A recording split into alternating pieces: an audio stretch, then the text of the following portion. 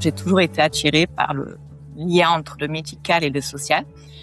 Le temps d'un repas, la CPTS s'est transformée en atelier cuisine mélangeant, j'avais quatre auxiliaires de vie et 4 soignants, un chef.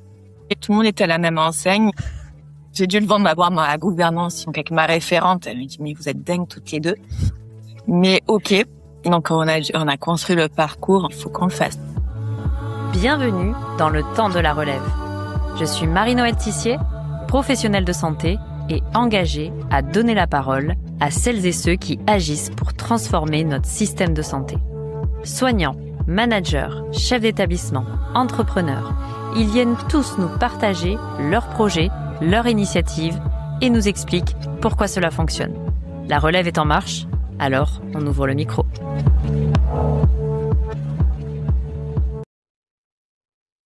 Imaginez une salle. Des soignants, des auxiliaires de vie, des patients, un chef cuisinier au milieu, personne ne se connaît et pourtant, tout le monde va participer à un repas sans fourchette. Ce n'est pas un jeu, ce n'est pas une animation, c'est une idée simple, presque poétique, pour provoquer la rencontre. Parce qu'aujourd'hui, en santé, on ne manque pas toujours de moyens, mais on manque cruellement de liens. Cette scène a eu lieu dans le sud de la France, au sein d'une CPTS, une communauté professionnelle territoriale de santé, qui rassemble médecins, infirmiers, acteurs sociaux, hôpitaux, libéraux, patients, bref, tous ceux qui soignent, qui sont soignés, qui accompagnent, qui soutiennent, chacun dans son coin, un peu trop souvent. Et puis, il y a des personnes comme Angélique Nathalie, formée dans le social, passée par le médico-social, aujourd'hui directrice d'une CPTS. Elle bouscule les cadres et les codes. Elle imagine des projets que personne n'ose proposer. Elle crée des ponts là où il n'y avait que des cloisonnements. Alors aujourd'hui, on va aborder des ateliers, des repas, des mélanges des genres, des métiers, des mondes. Bonjour Angélique. Bonjour. Je suis ravie de t'accueillir aujourd'hui. Moi, c'est vrai que ton projet, j'avoue à nos auditeurs, je l'avais vu passer sur LinkedIn et j'avais trouvé ça complètement dingue. Je m'étais dit, mais comment c'est possible de faire un truc comme ça? En plus, tu vois, tout ce qui est CPTS, moi, c'est vraiment quelque chose que je connais pas très bien, puisque moi, j'ai vraiment exercé beaucoup à l'hôpital. Et je trouvais que c'était hyper intéressant aussi de voir la relation ville-hôpital aussi, comment ça se passait. Donc, je suis vraiment très contente de faire cet épisode avec toi aujourd'hui. Je sais que tu as beaucoup de choses à nous raconter. Donc, ça va être très enrichissant, je pense, pour nos auditeurs. Mais avant toute chose, Angélique, je vais te laisser te présenter. Donc moi je suis Angélique Nathalie, donc actuellement je suis directrice coordinatrice à CPTS et Vigny-Calanques. Comme tu disais en fait, c'est dans le sud de la France, puisque mon territoire c'est La Ciotat, Cassir, Roquefort-la-Bédoule, Céreste et Carnoux-en-Provence. Donc tout ce qui est Vigny-Calanques, d'où notre nom. Ça fait rêver un peu les auditeurs, tu vois, pour ceux qui... C'est ça. On imagine le soleil, la plage, tout ça, les vignes, c'est parfait, ça pose bien le décor. C'est ça. Et donc en fait, moi je suis initialement travailleur social. Donc j'ai fait 15 ans dans un CCS, dans une structure sociale, purement sociale. Donc je faisais de l'accès au droit. Au fil du cours, en fait, j'ai toujours été attirée par le lien entre le médical et le social. D'où en fait je suis passée en médico-social, structure médico-sociale sur l'accompagnement des aidants de personnes atteintes de maladies neuro-évolutives. Et de là, je suis passée, ce qu'on appelait les gestionnaires de cas Maya. Donc, on était vraiment un dispositif sur des situations très complexes de personnes âgées où elles étaient isolées avec des troubles et en fait, on était un petit peu le dernier appel au secours par rapport à des situations. Et en fait, j'ai repris mes études pour faire un master d'ingénierie sociale. Et de là, en fait, mon enclin pour mon souhait d'aller sur le médical. Je suis allée, la création des CPTS m'ont fait de l'œil et j'ai eu la chance de rester sur le territoire de la Maya, de la plateforme de répit, donc à savoir le territoire de La Ciotat. Et donc, c'est comme ça que je suis devenue directrice coordinatrice de la CPTS et Vigny-Calanques. C'est intéressant, tu vois, de voir un peu tout ton parcours, de te dire que tu as débuté dans le social, tu as vraiment fait un chemin, comme si en fait c'était un chemin qui allait te mener en fait automatiquement à une CPTS aujourd'hui, quoi. C'est ça. C'est assez marrant. Aujourd'hui, est-ce que tu peux nous expliquer, en tout cas moi, tu vois, ça m'intéresse beaucoup, C'est quoi ton quotidien dans ce rôle de gérer une CPTS? Moi, ça reste assez obscur. Alors il y a pas de journée type, en fait. Ce sont des journées, qui se succèdent. Une journée n'est pas suffisamment longue pour gérer et pour faire l'ensemble des projets. Donc en fait, une, directrice coordonnatrice de CPTS, il y a toute la gestion de l'association, parce qu'une CPTS, à la base, c'est une association de professionnels de santé libéraux. Donc là, sur Vigné-Calanques, en fait, on s'est ouvert à tout ce qui est personnes qui interviennent dans le parcours de ces personnes. Donc, c'est comme ça, en fait, qu'on a des professionnels hospitaliers, mais aussi médico-sociaux et sociaux, comme tu disais, en fait, hein, l'histoire du décloisonnement. Donc, en fait, il y a des journées où je vais animer, un groupe de travail de professionnels de santé sur des thématiques diverses et variées qui vont aller pour ma part, de la santé sexuelle jusqu'aux personnes âgées, en passant par les enfants. Et il va y avoir, des groupes de travail, des animations d'activités, à dédier soit, en principe, aux professionnels de santé ou d'actions pour faire du décloisonnement. Il va y avoir également des réunions partenariales, donc territoriales, pour faire connaître, en fait, la CPTS et la volonté des professionnels de santé de travailler sur les ruptures de parcours de santé. Et aussi, pour, en fait, communiquer, diffuser, l'action des CPTS par rapport à l'accès aux soins, puisqu'aujourd'hui, trop peu de citoyens et même professionnels de santé ou autres savent qu'une CPTS ont pour mission, heu, de faire une recherche de professionnels de santé. Donc tout un chacun qui recherche un médecin traitant, un médecin généraliste, infirmier, kiné, orthophoniste ou autre, ils peuvent appeler une CPTS et les CPTS ont la mission de faire ça, en fait, de faire cette recherche-là et de trouver le professionnel adapté. Est-ce qu'il y a des CPTS partout? Tu vois, dans toute la France, c'est vraiment, on va dire, découpé pour que, dans chaque territoire, parce que c'est ça, on parle de territoire, il y ait vraiment, une CPTS sur lequel le patient peut s'appuyer? Oui, aujourd'hui, le territoire français est maillé de l'intégralité, de CPTS. Donc après, comme tu disais, en fait, on est territorial, donc c'est l'ARS qui nous impose notre territoire au regard, d'un diagnostic, quand même territorial. Oui, en fonction de la population et cetera. C'est ça. Et après, donc c'est chaque CPTS qui choisit les thèmes, enfin les professionnels de santé qui choisissent les thèmes en accord avec, la CPAM et l'ARS. OK, donc oui, c'est ça qui est intéressant, tu vois, sur les thématiques justement sur lesquelles toi tu dois travailler. C'est, on va dire, d'une décision un peu collégiale, vous vous réunissez, vous réfléchissez à quelle thématique ou alors quand même la l'ARS, la CPAM vous donne quand même un petit peu des pistes sur qu'est-ce qu'il faudrait un peu explorer? Non, la CPAM nous demande un cahier des charges. En fait, on a 5 missions obligatoires qui sont D'accord. donc l'accès aux soins, une mission de parcours de prévention et après de gestion de crise sanitaire, situation sanitaire exceptionnelle. Mais après, à l'intérieur, en fait, les thématiques, c'est vraiment au regard du diagnostic territorial fait tous les 5 ans et qui nous donne, en fait, un peu, une ligne, en fait. Donc c'est comme ça que moi, je suis sur la santé sexuelle, la santé des enfants dans le champ de la prévention et de la et dans le champ du mission parcours, je suis sur la personne âgée fragile et la santé mentale de l'adulte. OK, OK. Et justement sur tes professionnels on va dire de santé, que tu as, voilà au sein, de ta CPTS, est-ce que c'est des personnes toi que tu vas solliciter justement pour que, ils soient bien en lien? Ou alors est-ce que c'est plutôt l'inverse, c'est plutôt, eux qui viennent à toi directement? C'est les 2 en fait. OK. Donc, en fait, les professionnels de santé savent que les CPTS existent en principe. Ils ont des diffusions, une communication par la CPAM, et après, en fait, c'est du bouche à oreille. L'idée, en fait, c'est de faire des actions visibles et qui peuvent intéresser, qui ont du sens, en fait, pour les professionnels de santé et donc c'est comme ça que soit ils adhèrent à la CPTS ou soit non, en fait, hein. Moi, j'ai des soignants qui participent aux actions, mais qui veulent pas adhérer. Donc comme je t'ai dit, en fait, c'est une association, mais ça, c'est vraiment leur propre liberté de choix, hein, d'adhérer ou pas, mais quoi qu'il en soit, ils peuvent profiter, des événements que la CPTS organise. Oui, c'est pas parce qu'ils sont pas adhérents qu'ils ne peuvent pas profiter, C'est voilà, ça. de tout ça. OK, très clair. Et justement, tous ceux qui sont adhérents sont plutôt des, on va dire, professionnels de ville, c'est-à-dire, libéraux, mais tu as aussi quand même le lien avec, les hôpitaux, les cliniques qui sont autour de toi? Oui. Ouais, ouais, c'est ça. Donc en fait, pour, en fait, adhérer, l'objectif de l'adhésion, enfin, ceux qui viennent, c'est ceux qui vont construire les projets avec moi. Donc en fait, c'est que comme je leur dis, en fait, je les réunis selon les thèmes.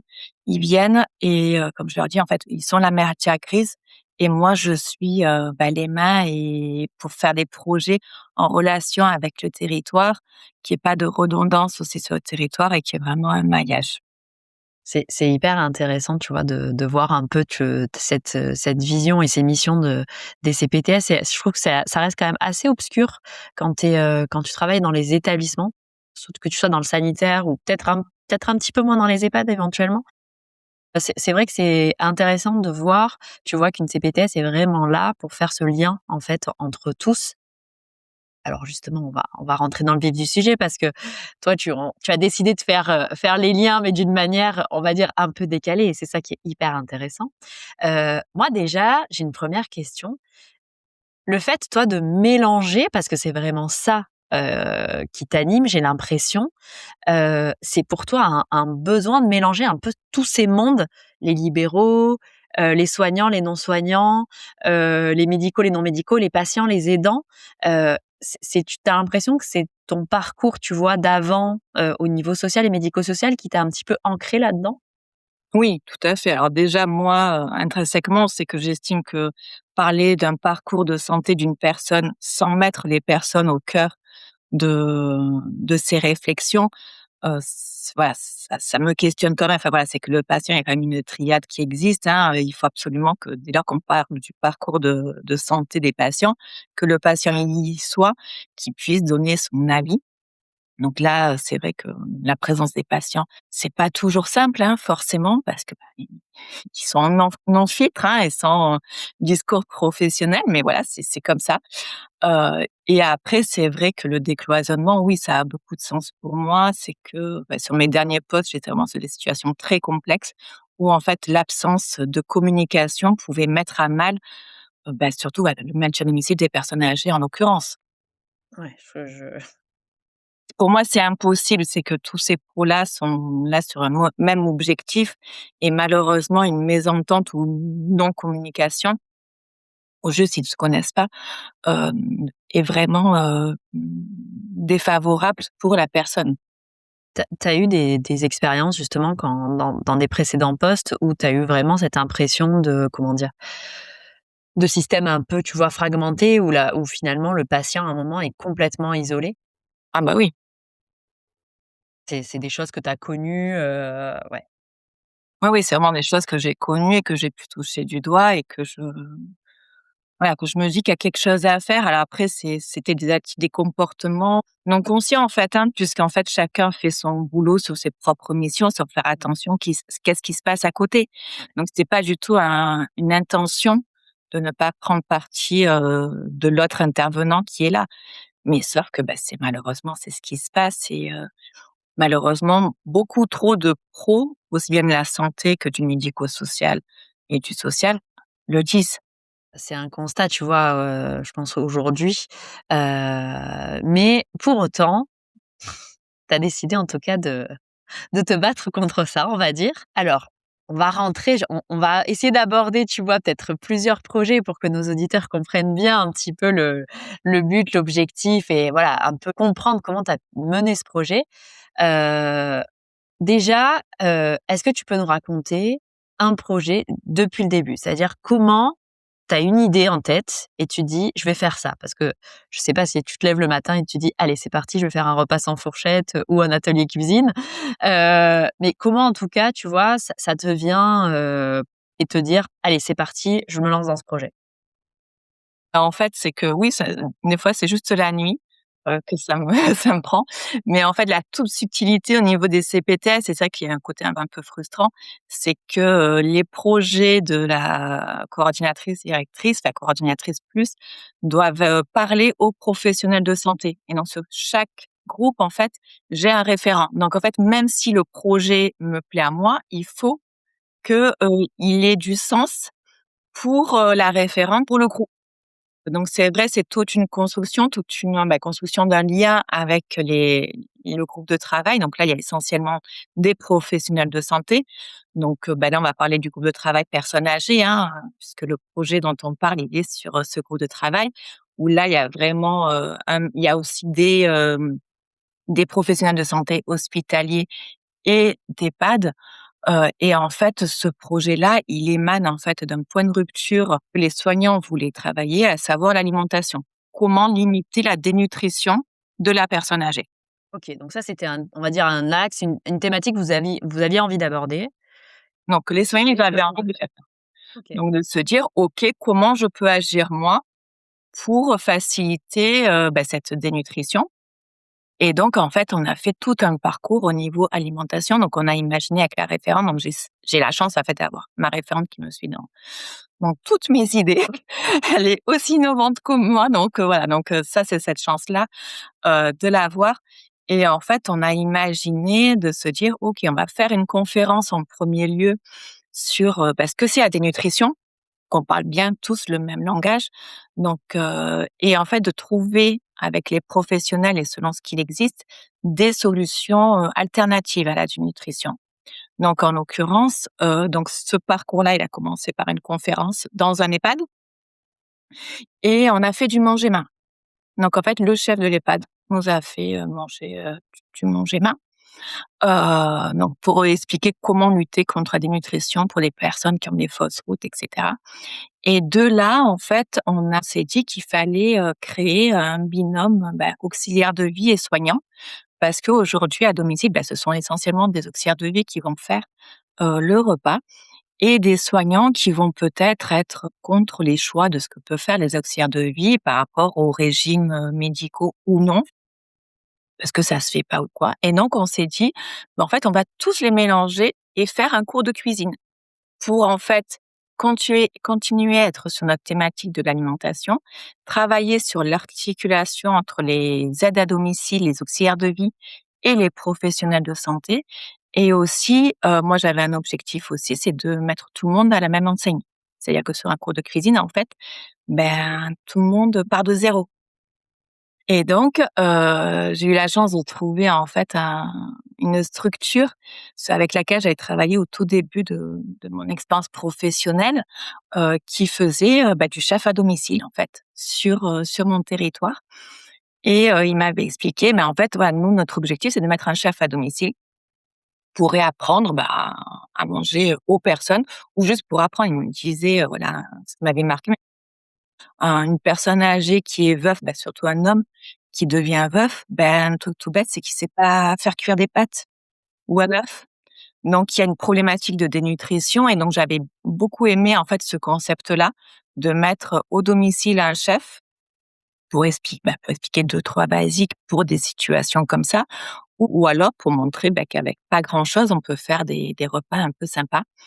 Et donc c'est en ça que, j'ai réuni, dans cette structure, donc ce chef à domicile, des structures à domicile. Donc j'ai eu la chance d'avoir 2 services d'aide à domicile qui me suivent, comme je dis, dans tous mes délires, en fait, et des soignants qui ont joué le jeu. Et donc le local de la CPTS s'est transformé, le temps Ah oui, d'une donc en plus, tu as fait ça oui, dans ta structure, qui c'est est pas du tout ça. adaptée, je suppose? Ah bah non, non, non, non. Donc voilà, donc c'est que le temps d'un repas, la CPTS s'est transformée en atelier cuisine mélangeant, j'avais, 4 auxiliaires de vie et 4 soignants, OK. un chef et donc qui nous expliquait comment faire. Donc c'est vrai que c'était sympa puisque, comme je te disais, en fait, tout le monde était à la même enseigne. Ils se donnaient, des informations de cuisine.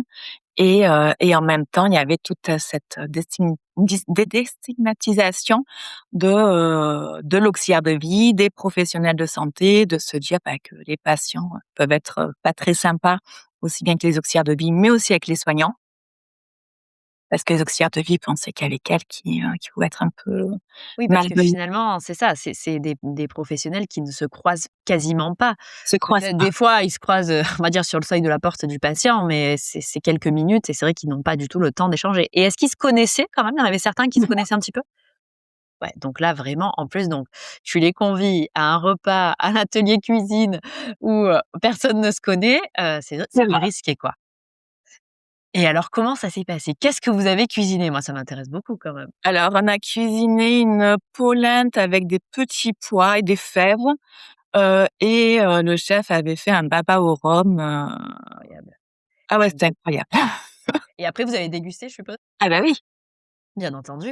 Et Ouais, donc ouais. là, tu as senti, enfin, au début, je suppose que les professionnels sont un peu sur la réserve, que ce soit les Mmh. auxiliaires de vie ou les soignants, et tout doucement, ça commence, on va dire, la mayonnaise justement prend un petit peu un moment dans l'atelier?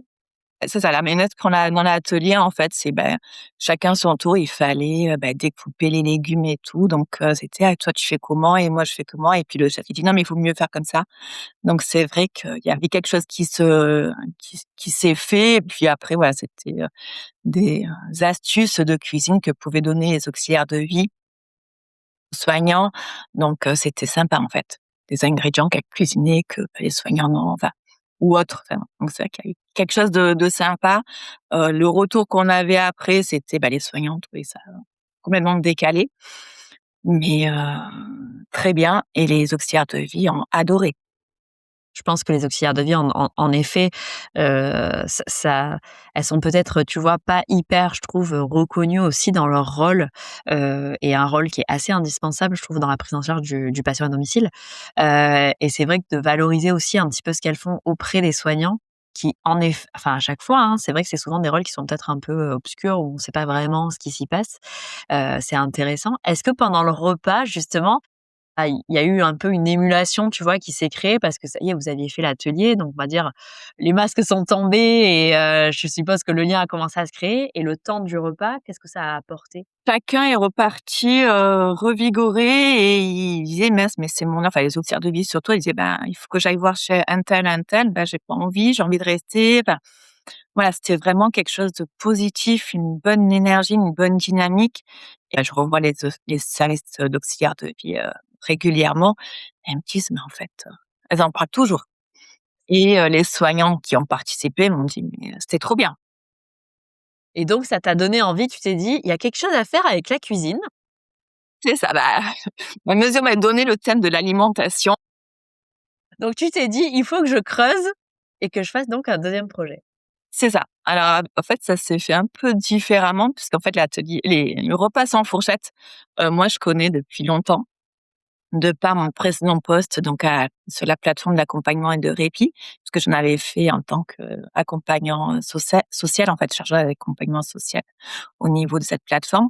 Et en fait, c'est une association qui s'appelle Mémoire et Santé et qui, bosse sur le repas sans fourchette, et qui mobilise, des chefs pour, expliquer aux chefs que, il faut travailler sur le lien social, et qu'aujourd'hui, pas toutes les personnes peuvent aller au restaurant, mais que, ça serait bien de bosser, ponctuellement sur ce thème-là.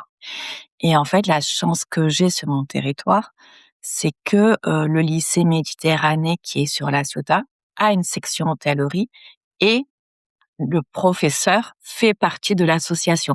OK, donc tu avais un lien, on va dire déjà. J'avais un lien donc j'avais un lien, mais se dire, comme je te disais, en fait, c'est qu'il faut que les soignants me suivent, en fait. Oui, c'est ça, j'imagine, «Alors bonjour, je vous réunis tous, alors on va faire un repas sans fourchette». C'est ça, c'est ça. Donc j'ai dû le vendre d'abord à ma gouvernante, donc avec ma référente, elle me dit: «Mais vous êtes dingues toutes les 2». Mais OK. Donc on a construit le parcours en se disant: «Voilà, la conférence, l'atelier». Donc en fait, pour nous, l'apothéose, c'était se faire ce repas sans fourchette, au lycée. Et après les contraintes qu'on avait, c'est qu'il fallait attendre que les lycéens soient formés. Donc voilà, et on m'a dit, et j'ai dit: «Mais il faut qu'on le fasse». Donc ils m'ont dit: OK, allez, on te fait confiance. On y va, on va faire un repas sans fourchette». Donc j'avais expliqué, de manière assez succincte, en fait, en disant: «Voilà, vous allez faire un repas sans fourchette. En fait, l'idée, c'est de manger vous allez au restaurant et vous allez manger avec les doigts». Je me dit: «Mais quelle idée!» Mais pourquoi? C'est ça, pourquoi? pourquoi? Donc et en fait, au fil des rencontres, en fait, parce que cette idée-là, je l'avais eue en décembre. On avait construit ça déjà en décembre, cette envie-là avec ma référente en décembre et en fait, les lycéens, j'ai su que les lycéens étaient prêts, pour faire ce repas-là en janvier et donc j'ai dit: «Allez banco» et donc par contre, ma contrainte, mon exigence, c'était que les professionnels de santé inscrits devaient venir avec un patient. Parce qu'ils m'ont dit: «Mais on t'envoie les patients». Je dis: «Non, moi je veux patient et pro». Pour justement, en fait, faire cette rencontre, je leur ai dit: «Bah, moi je veux que vous soyez hors de votre, soin quotidien et ordinaire et je veux vraiment faire cette rencontre-là. Je veux, faire du lien social et que vous voyez, en fait, les bénéfices qu'il y a sur les patients». Parce que j'en étais convaincue, parce que j'en avais déjà fait, 2 ou 3 de repas sans fourchette, donc je savais et donc voilà, donc forcément ma référente, s'est trouvée un couple de patients qui venaient et donc il y a d'autres pros de santé qui sont venus avec des patients, des aidants et après donc j'ai intégré, l'hôpital, puisque donc on fait vraiment il y a vraiment un lien, de proximité, il y a vraiment un travail de fond entre l'hôpital et la ville et donc j'ai demandé donc au directeur adjoint de venir. Donc là, tu t'es dit: «Attends», parce que là, moi, je reviens là, c'est quand même sur le sujet, c'est-à-dire que tu appelles le directeur adjoint de l'hôpital, donc de la Ciotat et tu lui dis: «Est-ce que ça vous dit de venir à un repas sans fourchette au lycée?» Et là, il doit se dire: Bon, Angélique, vous avez craqué, qu'est-ce qui s'est passé?» Il me dit: «Ouais, vous avez craqué, mais OK, je viens», en fait. «Je suis curieux, je veux voir ce que c'est». Ouais, c'est ça. Donc c'est ce qui s'est passé et en fait, j'ai aussi 2 EHPAD qui m'ont suivie, donc un EHPAD lié à l'hôpital, et un autre EHPAD, privé qui m'a suivie. Mais pareil, les EHPAD me dit: «Mais attends, on t'envoie nos résidents». Je dis: «Ben non, en fait, «Ouais, je j'ai veux tout le un monde». pour un, en fait». Donc voilà, donc sur ça, je me suis associée en partenariat donc avec la plateforme de répit, puisque, la plateforme de répit fait annuellement ses repas sans fourchette au lycée. Donc en fait, je lui prenais ses places quelque part. Donc en fait, donc le donnant-donnant, c'était: «Bon, je te prends tes places, mais je t'en donne une grande partie». Donc elle a eu la moitié des places pour ses patients, parce que bon, c'est quand même à destination des patients. Et en fait, c'est comme ça qu'on a pu réunir, des médecins, un professionnel de santé. J'avais, un médecin, une kiné, un infirmier, une orthophoniste, un psychomote. Après j'avais, d'autres structures, des EHPAD, des CRT. J'avais, la ville en fait, pareil, service de l'Observatoire de la santé de la ville de La Ciotat qui m'a dit: «Mais je suis curieuse». Je dis: «Bah, viens». Donc elle est venue, à la fin, elle m'a dit: «Mais dans quoi tu m'as embarquée?» Elle me dit: «Mais c'est un truc sensationnel». Donc au final, vous étiez combien à peu près? On était 41 Ouais. et on a dû refuser du monde. Eh ouais, tu m'étonnes. Trop curieux, les les gens devaient être trop curieux et je suppose que comme à ton habitude, toutes les personnes ne se connaissaient pas? Ils se connaissaient par petits groupes, du Oui. coup. Mais bon, le directeur de l'hôpital, le directeur adjoint ne devait peut-être pas connaître, le patient qui venait avec son orthophoniste ou sa kiné, quoi. C'est ça. Donc Donc 41 personnes réunies au lycée ouais. et là, Oh comment ça se passe? et les élèves, nous servaient, donc il y a vraiment une notion aussi d'intergénérationnel. Donc c'était sympa de voir, des élèves de terminale en costard cravate, servir, les personnes âgées, avec des troubles. Bien sûr. Ils avaient, des troubles cognitifs, genre, voilà, il y avait une autre qui avait un Parkinson, donc avec, plus, des troubles, de comportement. Mais voilà, donc c'était de sympa et en plus, ce que je ne savais pas et la surprise qu'on a eue, c'est que c'était le 10e, repas sans fourchette au lycée Méditerranée et qu'en fait, il y avait des disciples d'Escoffier qui étaient là. Donc en fait, on avait 3 grands chefs qui ont, checké tous les repas, tous les assiettes. Donc en fait, c'était, un repas gastronomique qu'on a eu. Ouais, donc en plus peut encore mieux. Comme quoi on peut faire du repas gastronomique sans fourchette, hein, c'est à noter.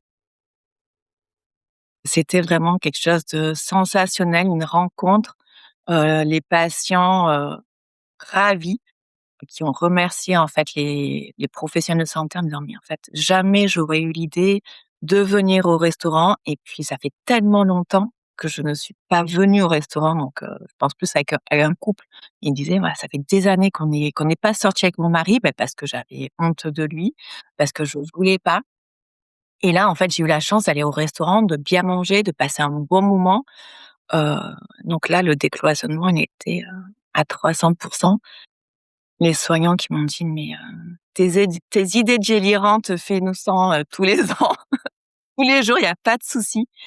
Et la présidente de la CPTS, et une, gynéco, en fait, qui me dit, qui s'était inscrit au départ et qui m'a dit: «Non, mais finalement, je peux pas, mon cabinet, je peux pas», et tout ça. Elle m'a dit: «Mais quelle bêtise j'ai fait de ne pas venir. Dis l'année prochaine, tu le refais et on s'inscrit tous». C'est Non, incroyable, je trouve, enfin, tu vois ce que tu dis sur le couple de patients qui osent peut-être plus sortir parce que justement, il y en a un des 2 qui a des troubles, voilà, physiques, cognitifs, c'est hyper compliqué, c'est sûr, hein. Et là, de te dire qu'en fait, c'est un repas un peu sans filtre, c'est-à-dire, chacun va manger comme il peut, sans se dire, «Je vais gêner, c'est ça. je vais pas être bien». Et puis en plus, bah, tu as les aidants aussi qui sont là pouvoir, bah, discuter un peu à bâton rompu avec, des professionnels, de tout horizon. Donc, c'est un espèce de partage et de décloisonnement qui est incroyable. Où on est plutôt dans une société, tu vois, actuelle où on cloisonne quand même beaucoup, hein, les personnes âgées d'un côté, les enfants de l'autre, et cetera. Et là, tu te dis: «Tu as réussi à travers quand même un repas», ce qui est quand même pas la chose la plus facile, hein. Tu aurais pu, tu vois, te dire: «Je vais juste les réunir autour d'un café, ça sera facile». Non, toi, tu t'es compliqué le truc en te disant, «Je vais réunir dans un lycée où il y a des étudiants», où tu vois? C'est fort quand même, je trouve.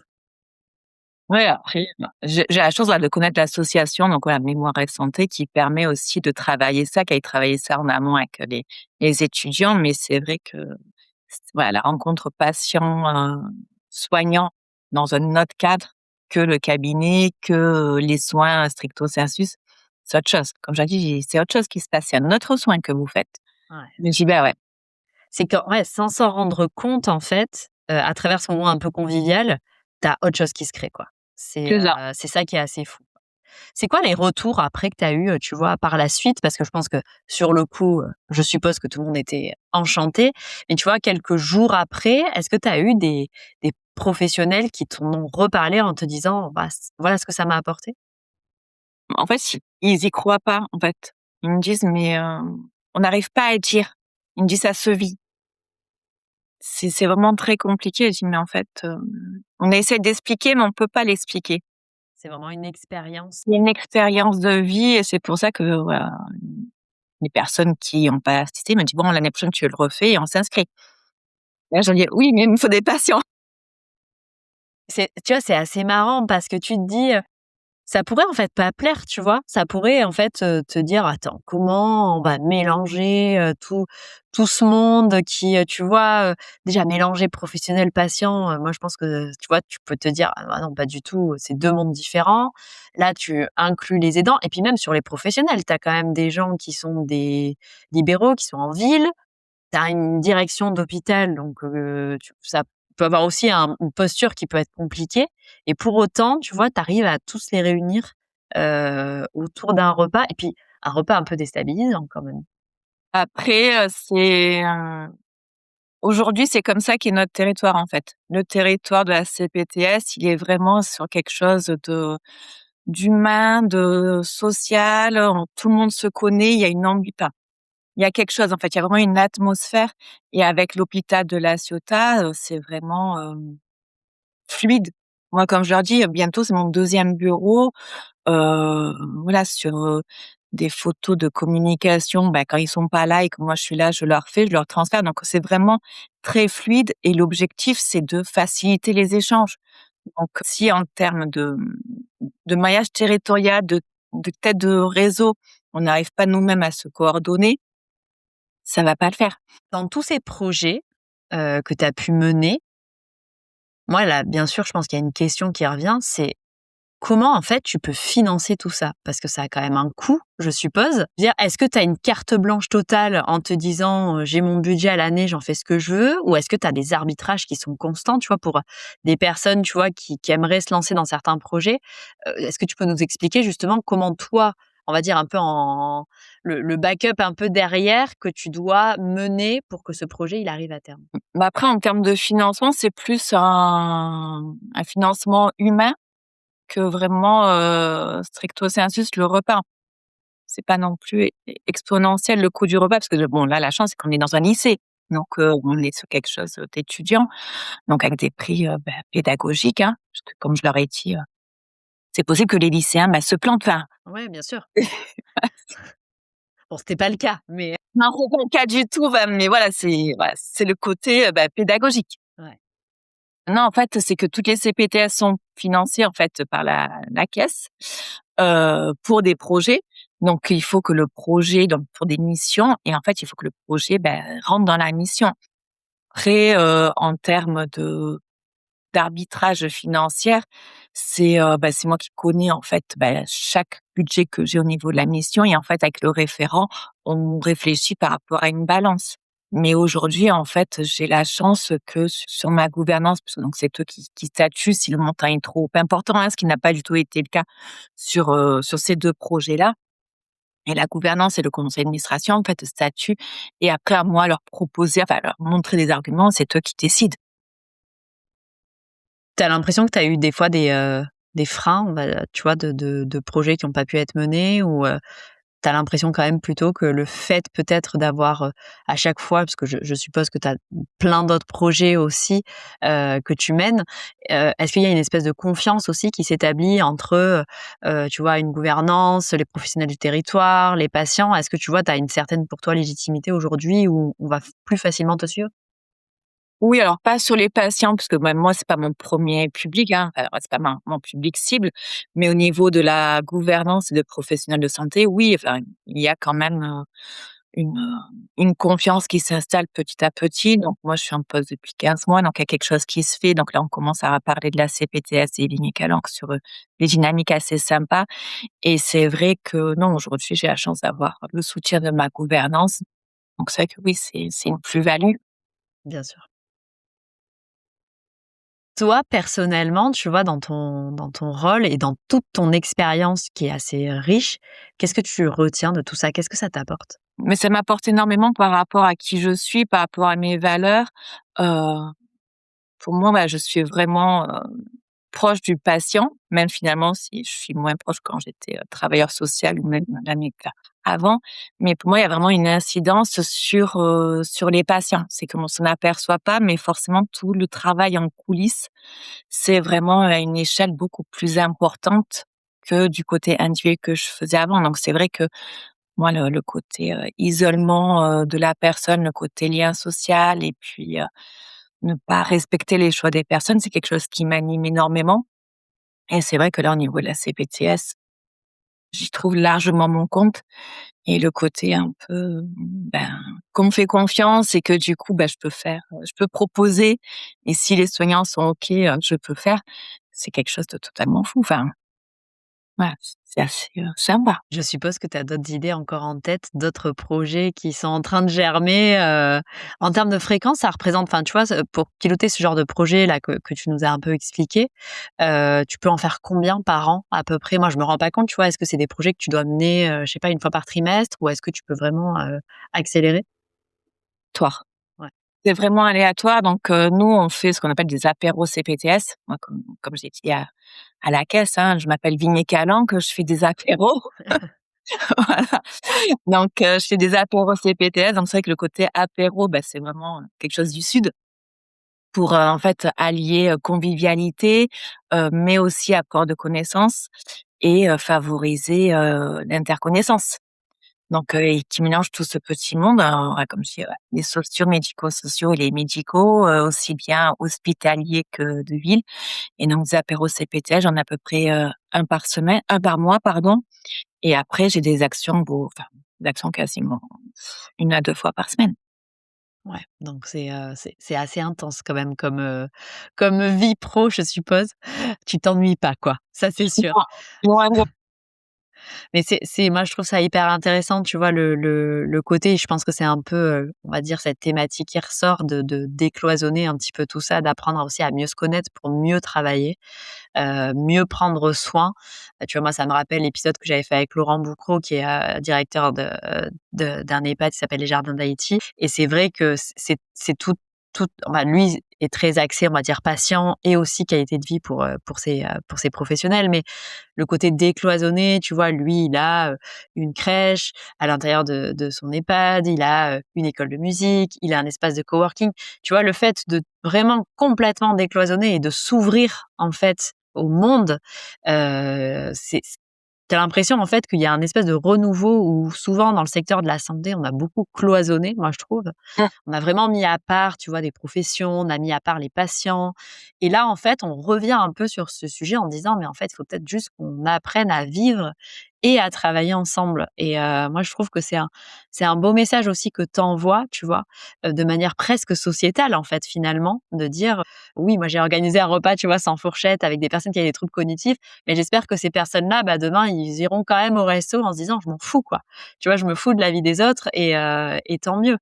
Moi, c'est le petit clin d'œil, tu vois, où on surfe un peu sur l'actualité parce que là, récemment, tu sais, t'as entendu que la SNCF nous faisait le cadeau de ne plus accepter les enfants dans certains wagons. Ben, je trouve que c'est un beau clin d'œil qu'on leur fait en disant, bah, nous, on prend un peu le contre-pied et on choisit plutôt de vivre ensemble. Et je trouve que c'est C'est ça. un super message que tu fais passer aujourd'hui, quoi. Si on a des CPTS qui nous écoutent, ou des professionnels, tu vois, qui travaillent, tu leur donnerais quels conseils? Oser plus? Tout oser, en J'aime fait. bien. Tout oser, c'est pas forcément oser plus, mais tout oser. Ne pas se mettre des limites. Après, il faut-il que ça parle, aux soignants, au territoire, à la coordo, puisque c'est aussi une histoire de coordo. Mais oui, c'est tout oser. Si on a justement des personnes qui sont intéressées, qui ont envie, on va dire, d'en savoir un peu plus peut-être, plus peut-être de manière, logistique, terrain et qui aimeraient rentrer en contact avec toi, comment ils peuvent faire pour te contacter? Par, site internet, hein, CPTS Vigné-Calanque et sinon, bah, je suis sur les réseaux donc Instagram, Facebook, LinkedIn comme tu as dit et après je suis aussi ouais, on peut m'adresser un mail, à contact@cpts-vigné avec un S, Calanque. Ouais. OK, de toute façon, je mettrai toutes les coordonnées, en description. Moi, j'ai une dernière question pour toi, Angélique, qui est un peu la question rituelle dans ce podcast. Est-ce que tu aurais un professionnel ou un acteur de terrain que tu aimerais entendre à ce micro dans un prochain épisode? Le psychomotricien. OK, parfait. Ça, j'aime bien ça, tu vois? Parce que ça, c'est vrai que c'est pas du tout un sujet que j'ai abordé. Puis alors ça, c'est un monde très inconnu pour moi. Aussi. OK, et tu aurais quelqu'un en particulier à me recommander qui serait, tu vois, psychomote et qui aimerait, tu vois, nous raconter un peu son quotidien, on va dire sa vie, pro pour voir un peu comment ça se passe? Alors oui, j'ai des psychomotes sur mon territoire forcément et donc oui, j'ai des gens en tête. Donc effectivement que ça peut être sympa. Parce qu'effectivement, je pense qu'on les connaît pas suffisamment.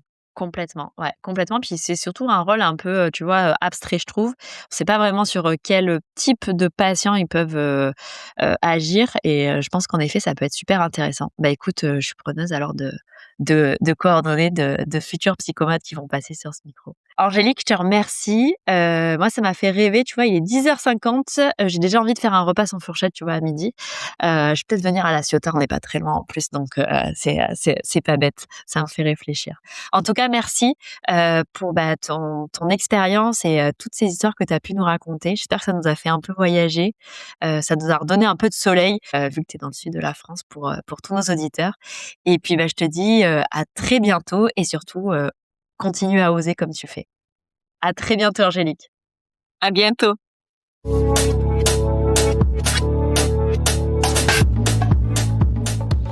Merci d'avoir écouté Le Temps de la Relève. J'espère que cet épisode vous a inspiré et donné des clés pour réfléchir ou agir au quotidien. Pour faire vivre ce podcast, il est indispensable de vous abonner, de partager cet épisode autour de vous et de laisser un commentaire. C'est grâce à vous que nous pouvons continuer à mettre en lumière les initiatives et les professionnels qui transforment la santé. Et si vous souhaitez vous aussi partager votre expérience ou vos projets sur le podcast, n'hésitez pas à me contacter. Vous pouvez également suivre Le Temps de la Relève sur LinkedIn et Instagram pour ne rien manquer des prochains épisodes et découvrir les coulisses. Je suis Marie-Noël et je vous dis à très bientôt pour un nouvel épisode où nous continuerons à explorer ensemble les solutions concrètes pour un meilleur système de santé.